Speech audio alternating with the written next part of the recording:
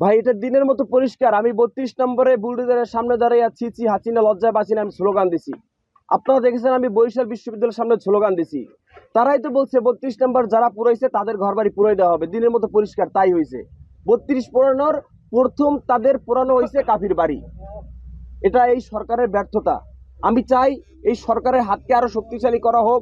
যদি সে না পারে ছাইরে দিয়া আস্তে করে বলুক দেশের মানুষ বিপ্লবী সরকার গঠন করুক। এটা তো সরকারের ব্যর্থতা। যারা পালাতক, যারা নিষিদ্ধ, তারা ক্ষমতায় তো আসতে পারে নাই। সেই অবস্থায় যদি দেশের মানুষের এভাবে আমরা যারা ফ্রন্টে থেকে আন্দোলন করছি তাদেরকে, এবং গাজীপুরেও দেখবেন, এবং উপদেষ্টা নাহিদ ভাই, আসিফ ভাই, তাদের সচিবালয়েও তো আগুন দেওয়া হয়েছে। এই সরকারের ব্যর্থতা আমি মনে করি। আমার আলটিমেটাম 7 দিন। আমি 7 দিনের মাথায় রাজপথ দাঁড়াবো যদি বিচার না করা হয়, আমার ঘর যদি পূর্ণভাবে গঠন উঠানো শুরু না হয়।